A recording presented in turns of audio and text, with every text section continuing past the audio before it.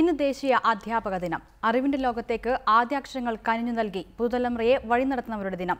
വിദ്യാഭ്യാസം കച്ചവടവൽക്കരിക്കപ്പെടുമ്പോഴും വിദ്യാർത്ഥികളെ വിജ്ഞാനമുള്ളവരും വിവരമുള്ളവരും ആക്കി വാർത്തെടുക്കുന്ന അധ്യാപകർ എന്നും അംഗീകരിക്കപ്പെടും.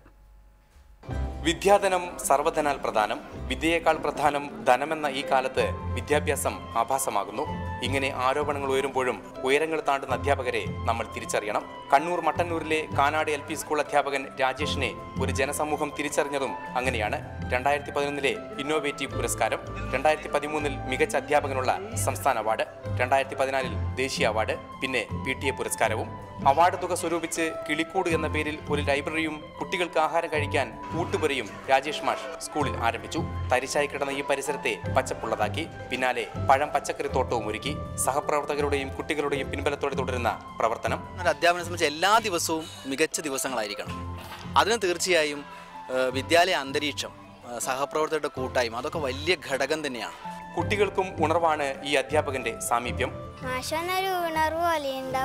അവാർഡ് പണം കൊടുത്ത് സ്വന്തമാക്കി വീട്ടുചുമരിൽ ചില്ലിട്ട് പ്രദർശിപ്പിക്കുന്നവരിൽ നിന്നും വ്യത്യസ്തനായ ഈ അധ്യാപകൻ ഇന്നും പരിശ്രമം തുടരുകയാണ്, നല്ല നാളുകൾ കുട്ടികൾക്ക് സമ്മാനിക്കാൻ. ക്യാമറാമാൻ ലിമേഷ് ചെറുപേഷിക്കൊപ്പം കണ്ണൂരിൽ നിന്നും K. ശശീന്ദ്രൻ, റിപ്പോർട്ടർ.